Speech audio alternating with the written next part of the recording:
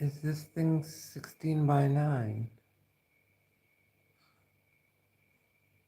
Well, let's pray it is. So, today's lesson is going, well, it's not a lesson, it's a special topic. I know it's an old habit from teaching English. But this isn't a teaching. This is a fun exploration into different things. My screen looks hilarious right now. So, okay, now it makes sense.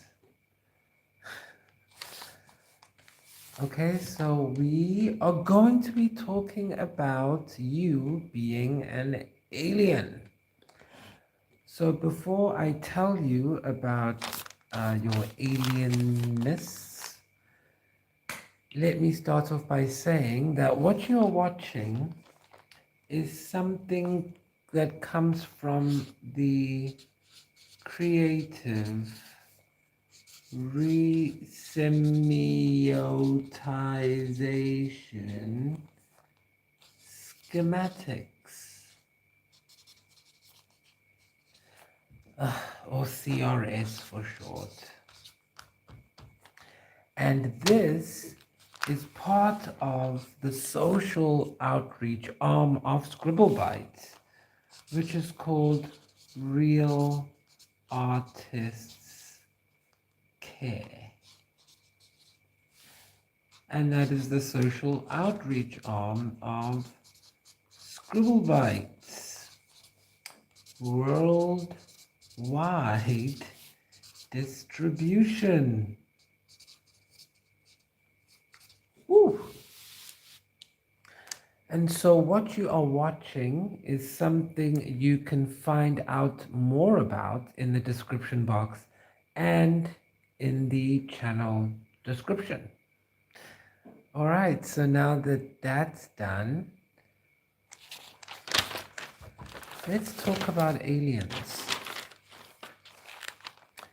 Now, if you're watching this, you are most likely interested in the topic of aliens because you have been abducted, or, excuse me, that normally happens when the alien technology comes online.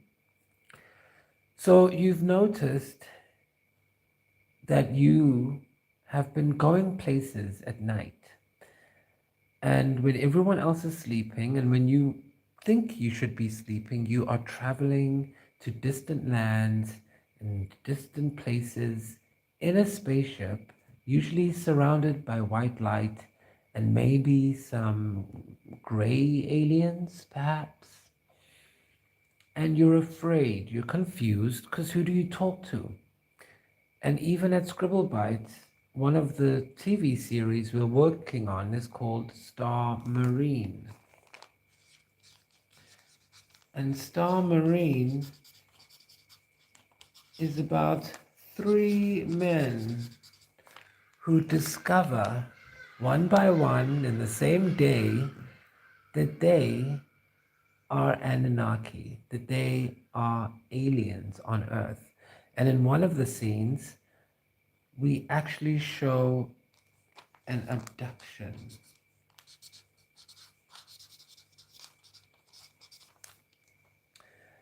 And how did I come up with this? I mean, this is a show that I've been drafting since 2019. You can watch it. I have the drafts uploaded. And ultimately, the show would be your typical 40-minute drama, supernatural drama with lots of action and vanquishing sequences. But how did I come up with it? Like, where did I get it from? Well, after I got funded by the government to find these kinds of avenues for exploring media, I had no idea what to do because, first of all, when I got the funding, I didn't expect to get it. someone convinced me to do it, and I picked one of my most controversial film projects, thinking they wouldn't accept it, and it was accepted. And then I really made it my mission to answer the question that I'd set forth in the original film, which was about economics. And the question was, do you have to make a deal with the devil, or can you keep your innocence and make it in the world? And I had a conversation with the head of the KZN Film Commission, and I said, well, in the movie, I'm just going to leave it open-ended so the audience can decide. And he said, no, you need to come up with an answer. You need to figure out if the audience must dance with the devil, or sign a deal with the devil, or remain innocent and poor. And then one of the answers I found during research from an actress actually called Noctula, she said, you have to dance with the devil. And then I was like, oh, I didn't think of that option. And so when I was creating the work, I didn't have anything else to draw on creatively. And when people watch TV shows and movies, they don't think, how did people come up with this? And so I am not that creative. I just use what I see when I dream in my work. And after a recent trauma, where I had to run across the globe like Jason Bourne, with the government helping me again, I did a treatment. I honestly have no way to describe this treatment other than, do you guys know that music video by Gwen Stefani? What you waiting for?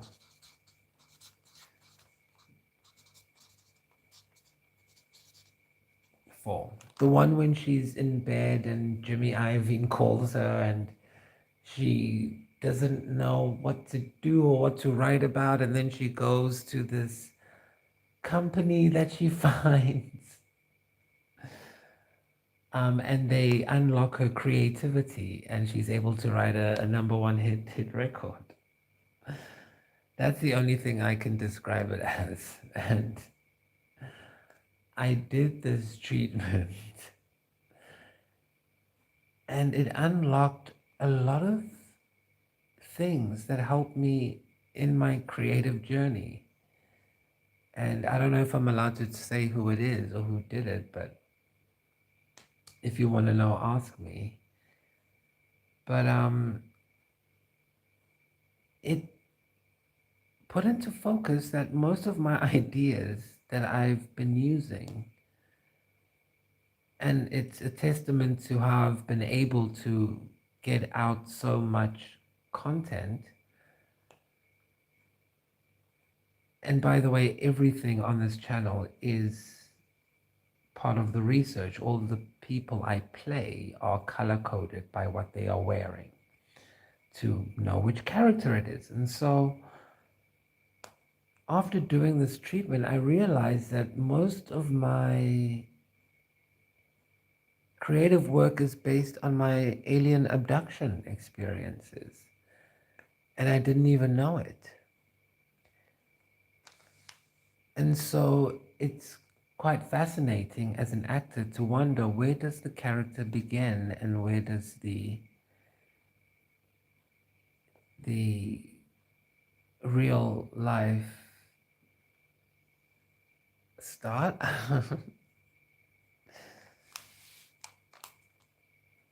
Because I can choose which characters to play,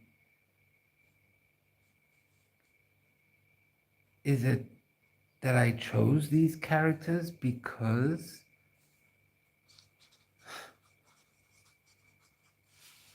So there's the characters, but there's the abduction. So where on that is me acting and me actually telling you what it's like being abducted? Well, I say, what's the difference?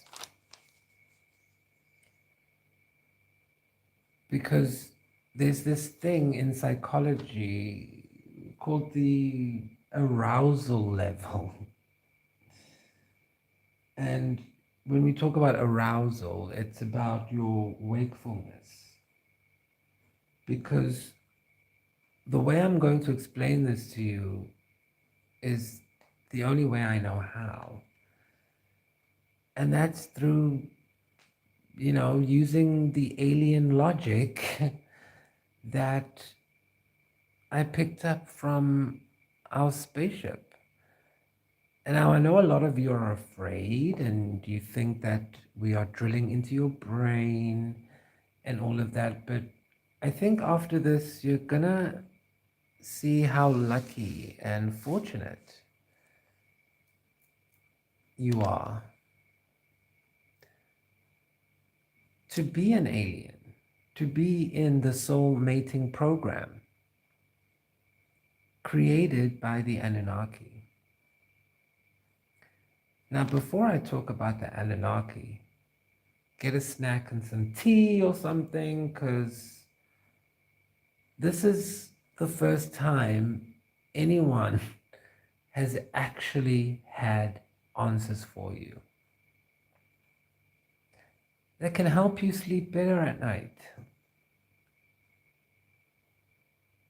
It's okay. Everything is all right. So, I'm going to present this special topic presentation to you in a way that only you can understand. So I'm going to be pulling in these books and these references and this and that and writing everywhere, and you'll be able to get it because you've been drilled in the brain. You've had your brain scrambled. We all have. I wouldn't say scrambled, I would say optimized for ultimate efficiency of instant manifestation. And this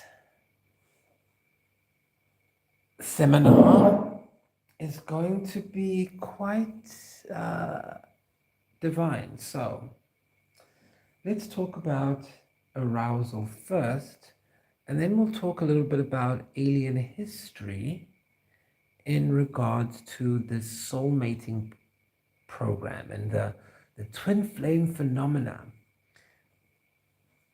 And why do you know things? Why do you have psychic visions and all of that? What's going on? What's going on?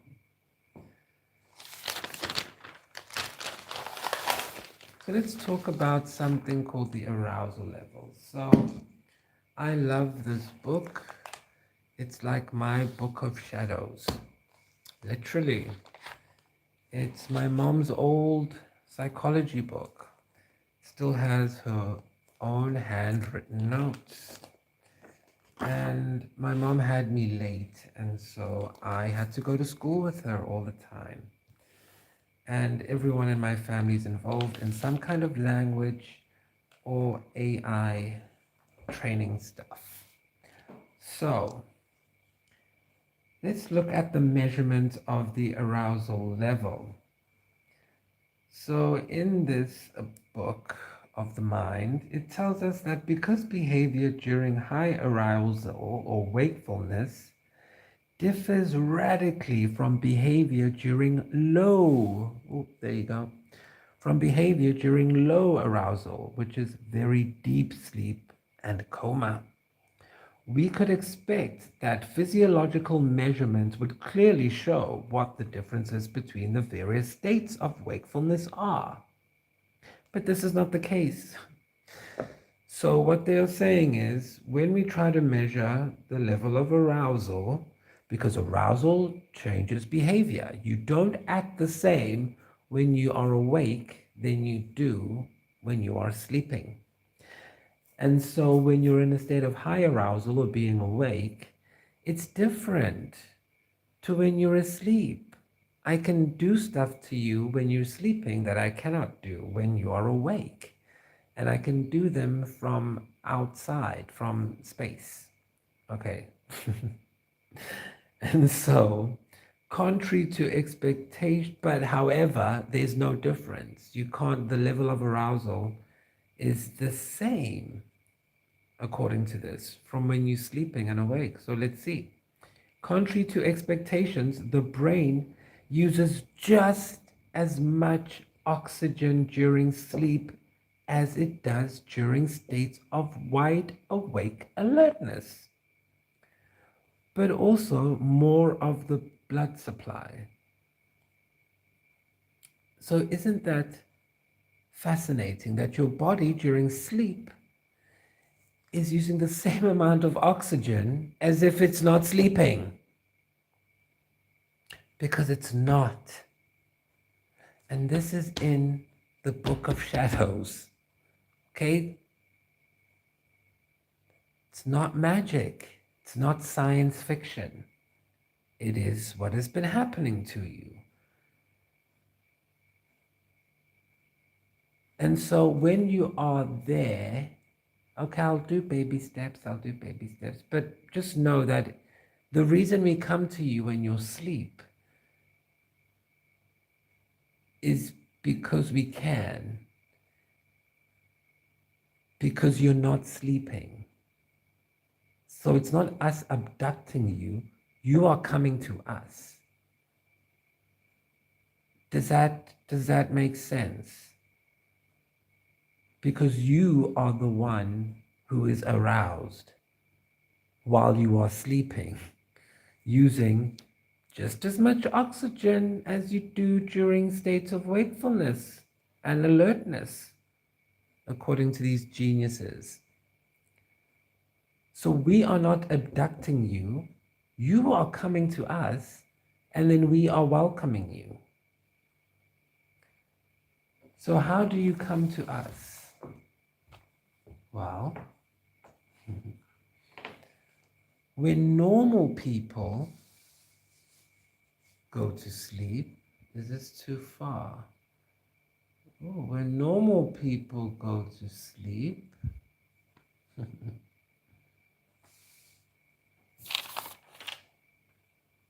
out. When normal, take 3, when normal people go to sleep, they go, let's use this one. They go to sleep in their beautiful bed, all nice and comfy. And then they dream of stuff that happened to them during the day. They dream of other people. They dream of, all manner of things that is specific to them and their family or circle of influence. But when you go to sleep next door, you have a silver cord that takes your light body all the way to the base on the moon. And that's the white light you always see. Then the aliens from Venus welcome you. They say hello on the spaceship. And sometimes they stick things in your brain to raise your vibration so that you don't get eaten by monsters.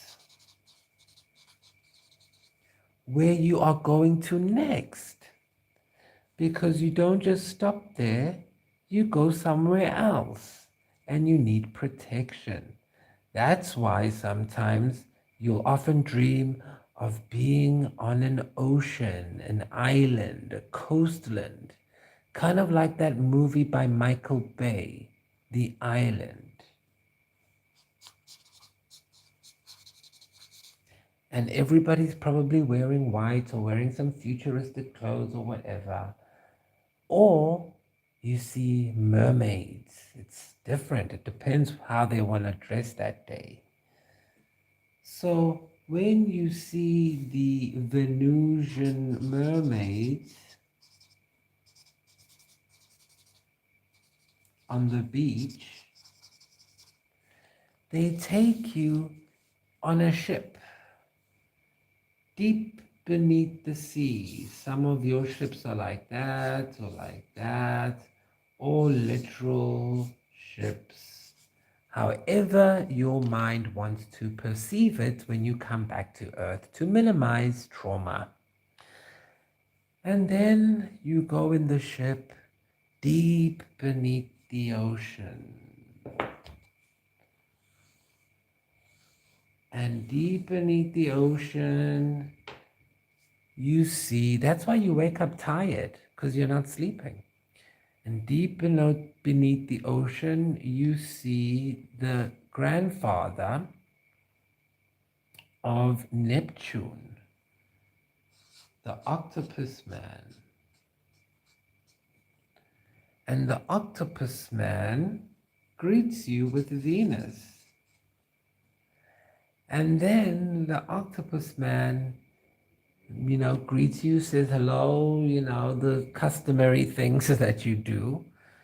And some of you are scared of this man. Sometimes he doesn't come as an octopus man to you. Sometimes he might come as an animal or something else. But it's a very distinct energy that you get with these characters. And then some of you have seen a huge shiny snake or a rainbow. It depends, it's different. But it's a bridge. It's it's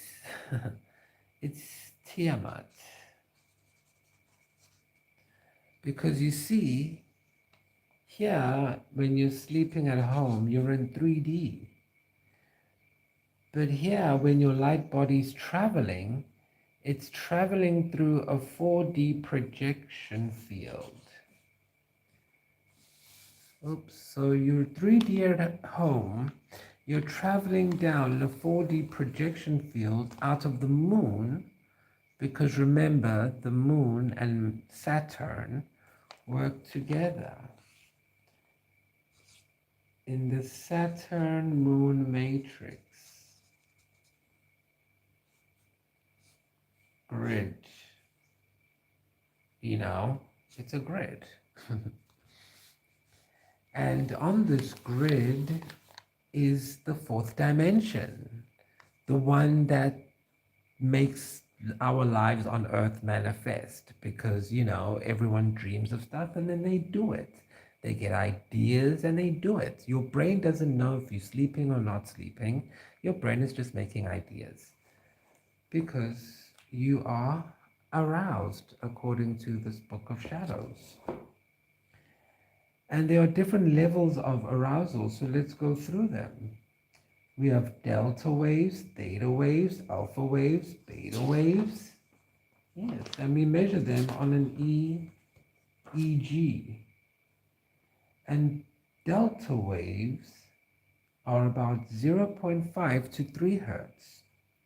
That's your lowest frequency. Normally, if you want to induce this process while being lucid, I recommend you listen to delta wave entrainment tapes. It's very difficult to stay in delta wave without falling into sleep because it's a very, very nice frequency. It's better than alpha state. And in this state, you can see all of this stuff like it's real, like it's a movie, like you're awake.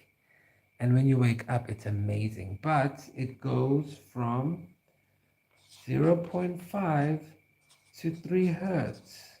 So be careful. You need to find the one that works for you. Because some of these will make you feel sick or go nuts. So don't blame us. You need to listen and consult your medical professionals, etc. This is an entertainment show. CRS. Okay, this is a movie. So, normally, like what you are in now, is somewhere between alpha to theta waves.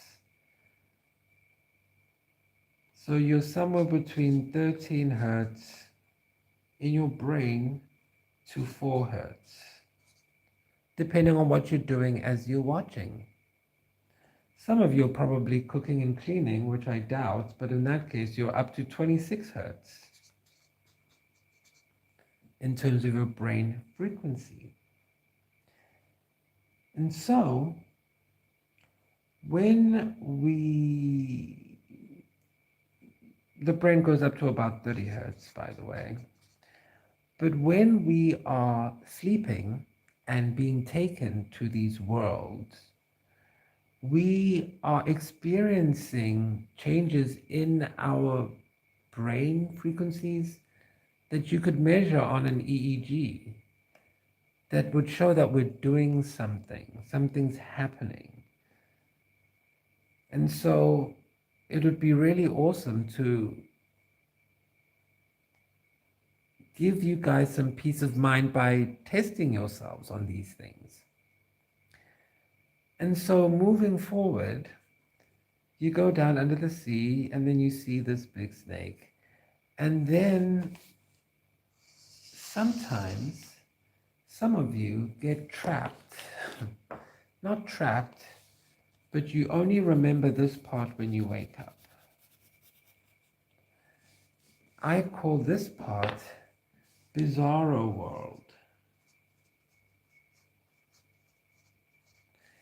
And this is the part that you always see those people wearing leather and those really scary things and clowns and all the things that frighten you about abduction. Let's not call it abduction, about visiting, traveling, astral projecting, there we go. And all those things about light body travel, that's a good one. And you forget the good part when you get through this, because as a light body, the nature of dimensions, as I'll explain shortly, works through vibration. And so you need Venus to take you through the gates of the ocean, because she, according to mythology and fact, is one of the goddesses who is allowed to travel through all the gates without being busted or disappearing, because she had to go down, remember, and take off all her jewels just like everybody else and go to Pluto and do the whole process, and then she was able to come back. Mercury is another one who can travel between the realms. And so she takes you down with the mermaids, and you are protected from the monsters. Now, why are you protected, and why does she come to you and not the other humans? Because you are a hybrid of the highest order. You are Annunaki.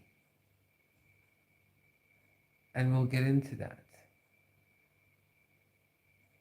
So whereas normal humans are like 90% water element, you are 50% water element. And so the moon has a different effect on your body, just like it does on the divine feminine's body. And so the ocean, the ocean tides.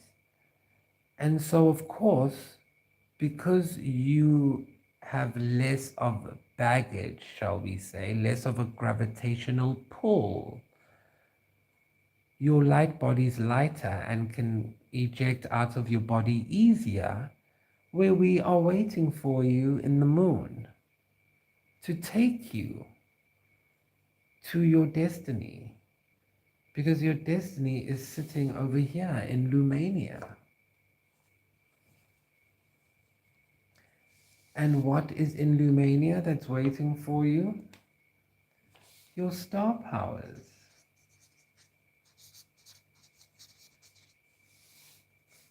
And why are your star powers in the 5th dimension?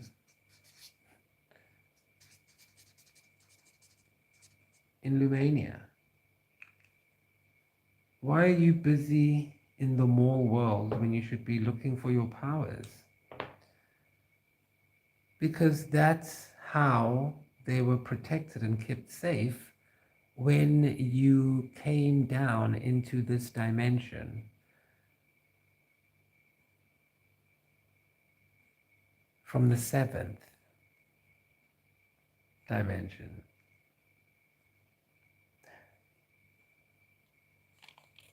So when you come back to sleep, this process reverses, and you sometimes forget all the nice things you dream of.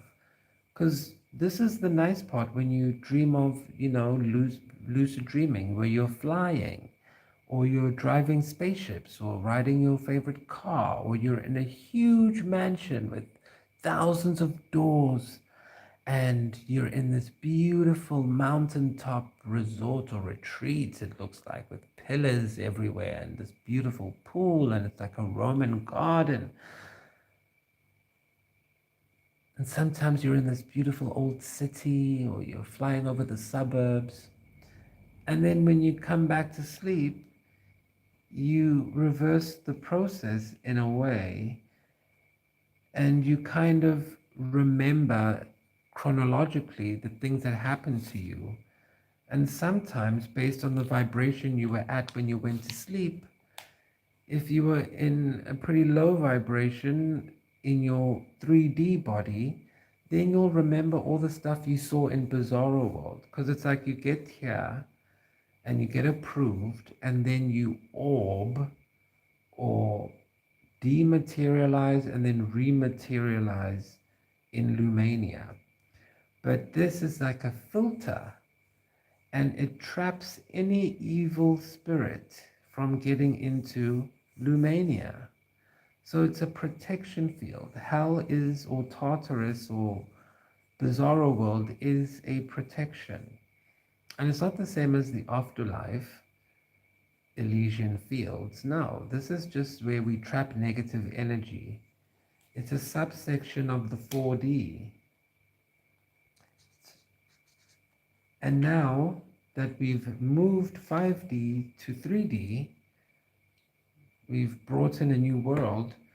The whole of 4D can contain all of the demonic energy that's been brought out into the world thus far, because as you'll see shortly, the world is still healing from the Orion Wars that happened billions of years ago.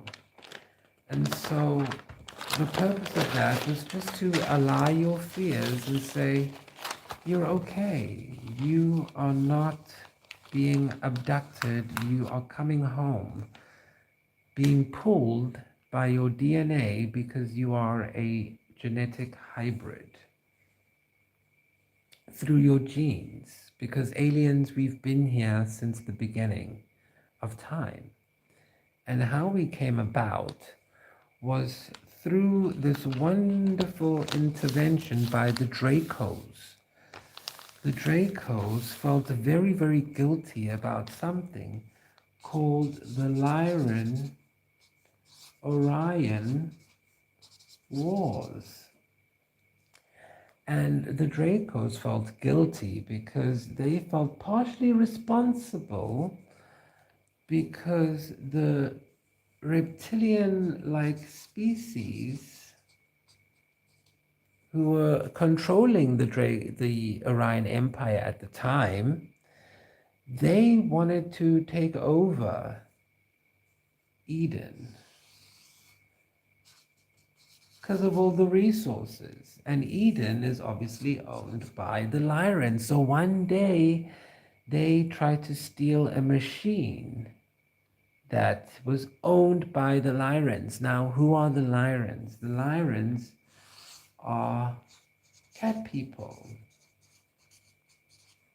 That's a nice way to call them. They were created by Elohim, or the elders.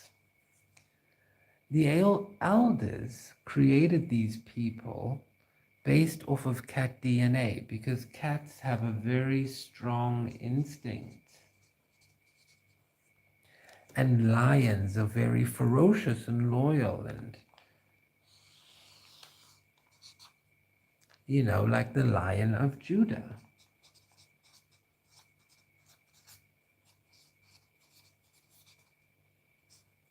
And so this DNA strand was very good for this new race of aliens that were created way back. And however, the elders wanted to make sure that the Lyrians were self-sufficient. They wanted to give them an outpouring of all of their love and all of their, you know, self-sufficiency, because that's what they do. They want us, or they wanted them to, us, everyone, to just have light. And so they needed to give them some kind of a machine in their bodies that they could use. And so now we're going to go back into psychology in a bit, but the machine they gave them was only accessible if they had 5 points on them. 1, 2, 3, 4, 5. Because when we have a 5-sided shape, this is a pentagram. And that is the divine shape that is used as a vessel for light. Okay? Have I still got you? And so they made these Lyrians, which you can substitute for basically human. They made for them this spaceship, in a sense, that works a certain way, which we talk about in the Star Marine course, which you can find on our Lumania. All of the classes, courses are there. But essentially, this is what was important in the genome that the elders created. But now the elders also created the Dracos. And the Dracos eventually ended up creating the reptilians. Let's not get into that. So it's like the same thing, but don't judge people, because everyone is the same. Everyone deserves, you know, a chance. And so once they created this Lyrian as a human, just don't mind any sound. My assistant's out there preparing our next video. So once we created, the elders, created the human, then they went and conquered all the galaxies and lived happily ever after, until the reptilians came and they said, let's look at working together. But they didn't, of course, and there was this huge war, and it was such a mess. No one wanted to give up, because some people actually were together in the war. Like Lyrians were in love and married to Dracos, but then they had to be pulled apart because of the different factions between Eden and basically Orion. I'm just using Orion's belt as a general location. It's obviously different places there. And Eden is like Vega, or, and Orion is one of those other places. Sirius something, I don't know. But let's just make it binary. Okay, Eden and Orion. And so they were stopped. Something happened. There was a big event. Okay. And before we get to the big event, well, now let's keep going. I want to talk about the clairvoyance, though, and the human machine before I forget. So let's actually do that now. And then we'll mention the big event. So why did they need someone like you? Why did they need this genome instead of this reptilian brain? Well, let's find out. So let's look at clairvoyance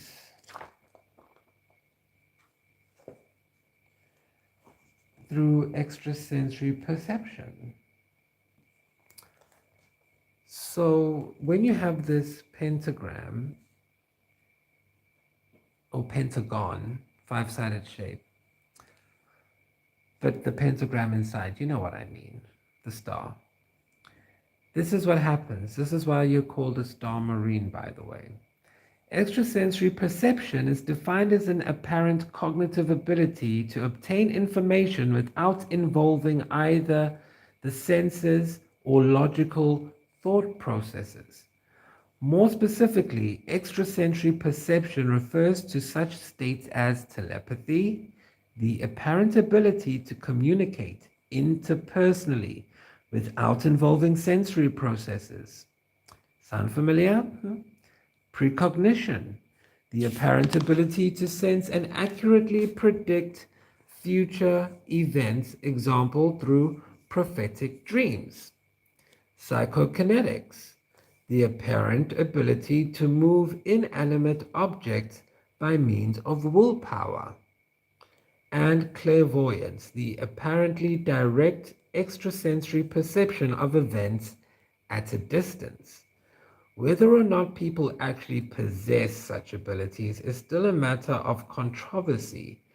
It is even more controversial, in fact, than the existence or non-existence of UFOs, unidentified flying objects.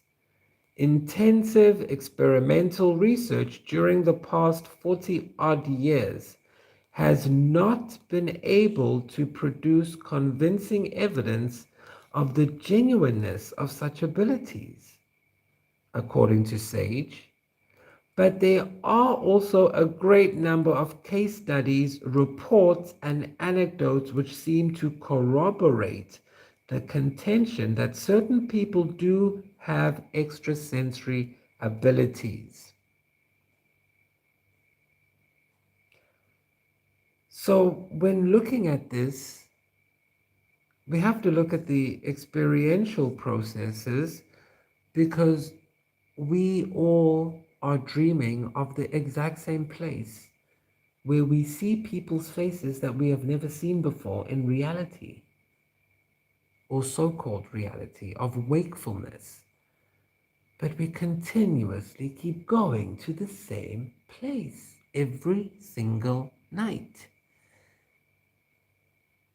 And it gets more and more and more entrenched, I guess, the more you go. And why is that? Because when a person is going through, as we read, an experience, he alone has access to that experience. His experience is said to be private in the sense that only he knows at the particular moment what he is experiencing and how he is experiencing it. But in another sense, the term private is misleading. People are in constant interaction with other people and with the physical and symbolic outside worlds. So there are physical and symbolic outside worlds. And in this way, corresponding inner worlds develop on the basis of intersubjectivity. What people experience and how they experience it does therefore have communicable similarities, which are symbolized inter alia by language as the main medium of communication. Symbolization by means of language gives expression to at least two aspects of an experience, namely the experiential content and the experiential process. It is obvious what the experiential content is. It is simply what the experience is about, alien abduction. The experiential process refers to the form in which a particular content is present or available in a person's consciousness.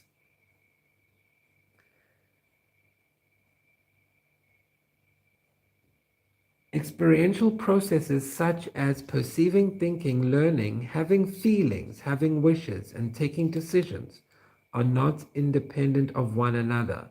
When you are experiencing something, the experience is simply there as an indivisible unity or whole. Perfect. So whether or not psychic powers exist or not, we have third-party, I guess, primary evidence or irrefutable evidence that we are going somewhere at night. Okay, and we cannot divide our experience of that from our experiences in the waking world, because we are there all the time. And that goes back to the original question: where does the character start and the person begin? Where does the movie end and the real life begin? Life imitates art, art imitating life. It's all one big movie, right? And so now this is the human, though. The human is able to grapple with that and deal with the fact that, okay, there is a spectrum of available knowledge at any given time. And maybe the only knowledge that you might have publicly available is this much. And maybe the Vatican has knowledge that's this much. And maybe the Order of Melchizedek has information that's this much. But it's all real, it's all reality, it's all existing on the same realm. And so now let's look at the reptilian brain.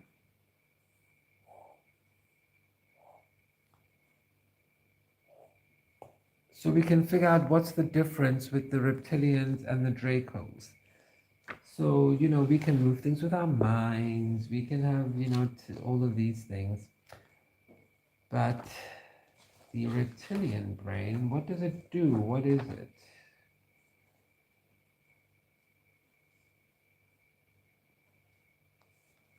Wow, beautiful. Beautiful. So let's look at the types of brains that we have. So let's, for context's sake, look at some different animal brains. We've got a striped bass, a leopard frog cerebrum, a grass snake, pigeon, you know, and then a cat. Now, your stomach, your enteric nervous system, your ENS, has as many cells and is as complex as the brain of a cat. And why is that? Because it's part of your Lyran DNA, and this goes for all humans, okay? Because this planet is a genetic experiment. It's a soul mating program to make up for the Orion Wars. It's redemption, really. And if you're being abducted, it's because you're a major. But let's get there slowly. So let's read about brains, shall we? The integrated functioning of the nervous system at different levels of complexity in animals and man, as shown by experimental findings, is an extremely interesting physiological fact. So let's jump down to reptilian brain over there. That's what we all came for. McLean has drawn attention to the fact that the phylogenetic development of human beings has endowed them with the structural and functional organization of three different types of brain: the reptilian brain, the paleo-mammalian brain, and the neo-mammalian brain. So we would tell it to you like this.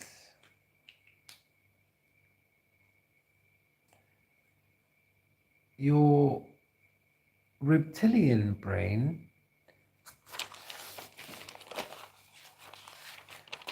comes from the great story you might have heard of the crocodile master.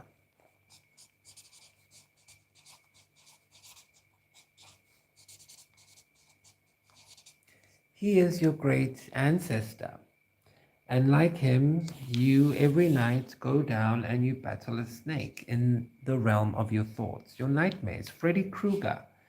Let's put Freddy Krueger there. Freddy Krueger. But imagine Freddy Krueger's your friend because you have half his DNA. You've all seen the movie where with his daughter. So you do the same thing, right? The crocodile monster. It's about a man and he's slain the crocodile. That's my crocodile. Okay? And it's similar to the story of Baal slaying Leviathan. There's always a story in every culture about some alien man who's half man, half fish, slaying a giant snake. And so that is symbolic of splicing DNA. In Egyptian culture, they literally say Osiris sliced up. Was it Sobek? I don't know. The snake. Or was it Setu's? There was a snake, it was sliced up. Someone's body was sliced up. Or Set sliced Osiris. Okay? Whatever. That's DNA splicing. And so that's where you get your reptilian brain from Freddy Krueger. The nightmares that you are going to overcome as you move forward in your new heritage. And then you have your paleo-mammalian brain, and that's from the clay of the earth, the beach that I talk about. So a lot of myths that talk about how man was created say he was made from clay. And then your neo-mammalian brain is our alien technology from Lumania. Neo-mammalian. Excuse me.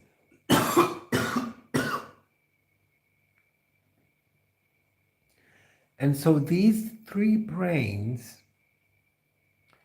come together. You can say the paleo-mammalian is actually from here, the 3D.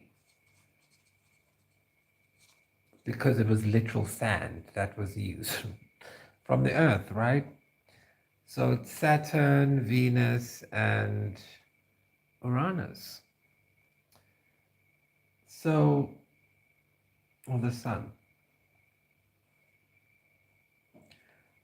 So if you want to look at how this is happening, that's how the three areas of your brain interact. You go to sleep in the 3D, you come here in the reptilian brain, and then your neo-mammalian brain experiences that lucid dreaming.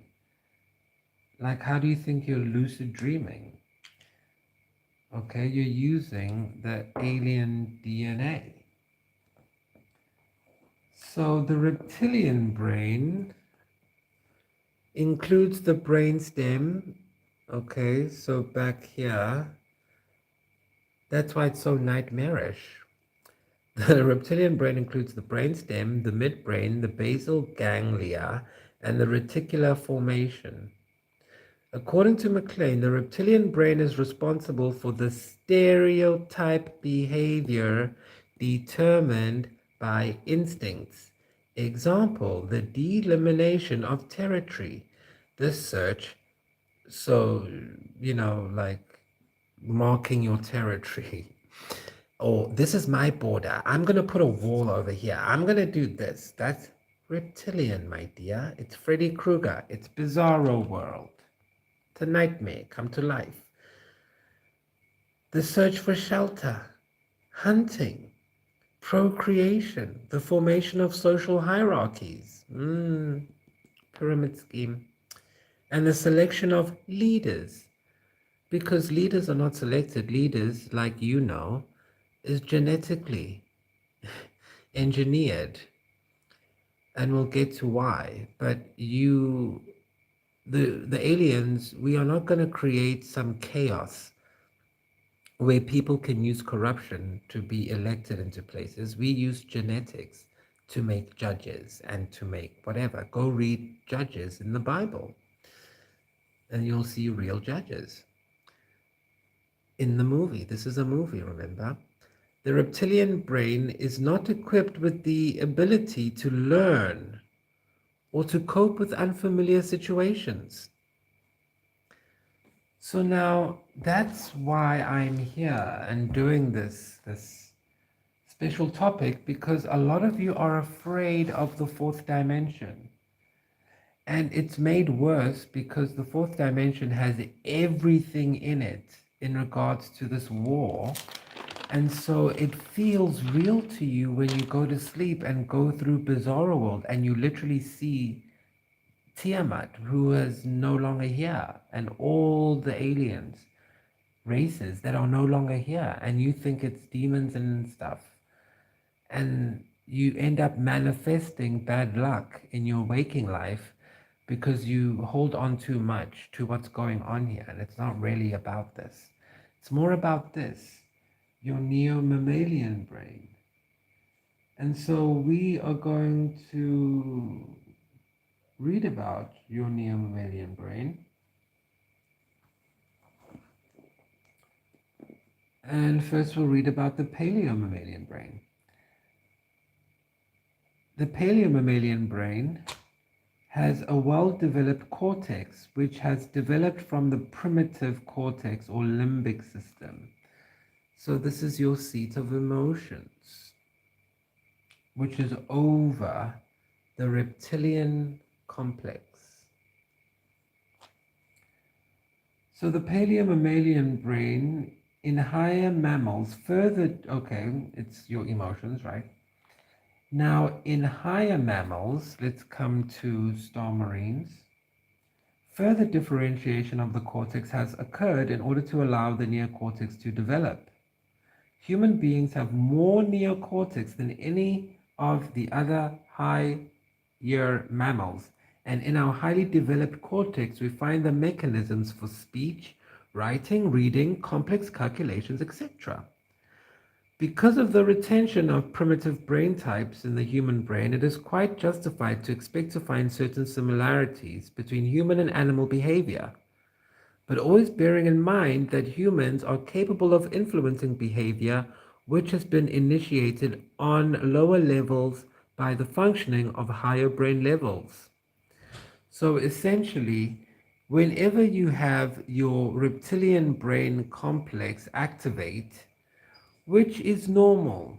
We talked about it in the gaming Metatron's cube. It's the pause, turning the other cheek. Let the emotion go through the limbic system while you take a pause. And while you do that, let it filter into the neocortex and use your high order functioning, your Lyrian alien crocodile mastery to defeat this Leviathan, which is in your brainstem and reticular activating system. Okay? Because let's go look at how that affects you before we look at the wall. So there is something that your reptilian brain controls, and that's why we poke you in the brain with the metal rod. We're giving you a full frontal lobotomy, okay, to release the demons inside you in the 5D, in the 4D. And this thing is called the RAS, the reticular activating system, or reticular articulating system. I just like calling it the RAS. Get your RAS in order. And so we are going to look at what it is in our little book of shadows. Oh, look at this one. This is a good one. Everything in people's minds. Okay, so the RAS is here. So remember, we just looked at the limbic system, the reptilian cortex and the neocortex right on top, and that part right at the bottom that starts the whole sequence is that brainstem with the reptilian cortex. So now let's look at where the reticular formation is and what the thing is. So the reticular activating system, or the reticular formation, is a network, reticulum, of granular nerve cells which looks something like a bunch of grapes, and which is found in the medulla, the pons, the midbrain, and the non-specific thalamic nuclei. The brainstem part of this cell formation is known as the bulboreticular system, or bulboreticular system, and the rest is known as the thalamic reticular system. Some reticular fibers are ascending fibers. So essentially, it goes up and down from your brainstem and connects to your parasympathetic system, and it helps regulate your emotions. So when someone annoys you, for example, your immediate reaction is to be angry. And so it will send a flood of emotions through you. Now, the key is to not act on those emotions. The key is for your limbic centers to absorb them while your neocortex thinks of what to do. And the thing with people who are controlled, we call them marines here, marine spirits. They are like 100% water. And when they get angry or get a flash of their reptilian brain, they cannot stop themselves from doing anything. And so they really, really need help. And for a long time, these people were kind of needed after the revolutions of 1776. Their genome was perfect for that. And also the French Revolution, because they needed to free people into the beginning stages of the age of Aquarius. And so when these genome people, destroyed the kings and took over through their rebellion, okay, they introduced the industrial age. And the industrial age is what we are in the last vestiges of now, because we have Web 3.0 and we have artificial intelligence or algorithmic learning.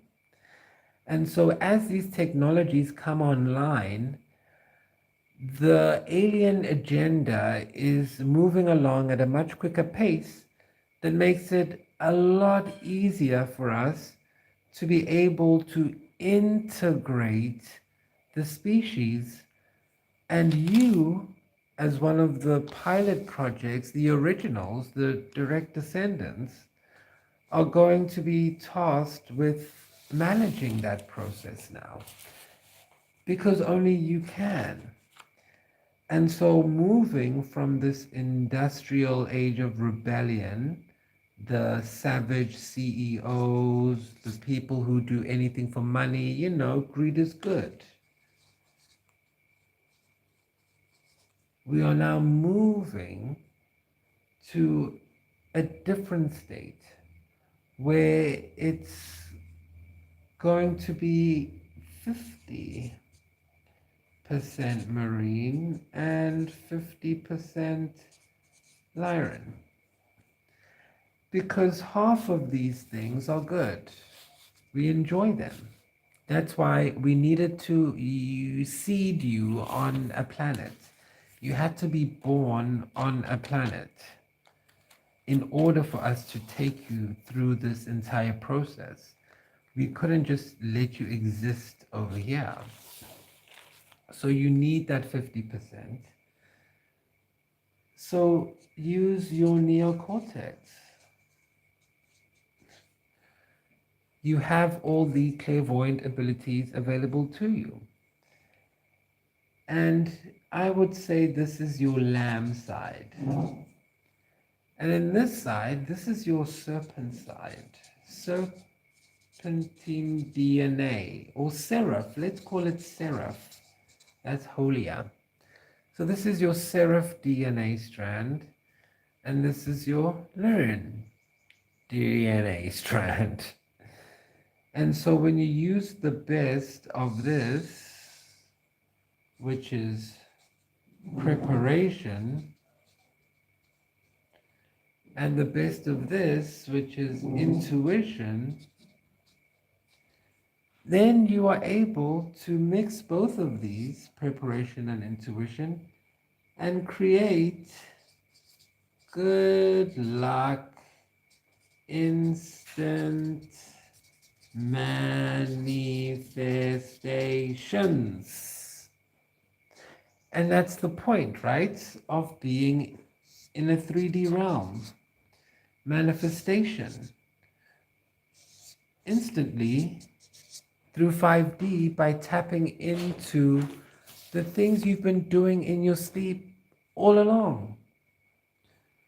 So let's talk about how you do this in the next lesson, because we want to go deeper, well, next seminar, special topic, whatever, because we want to go deeper into, okay, fine, what happened when Venus came?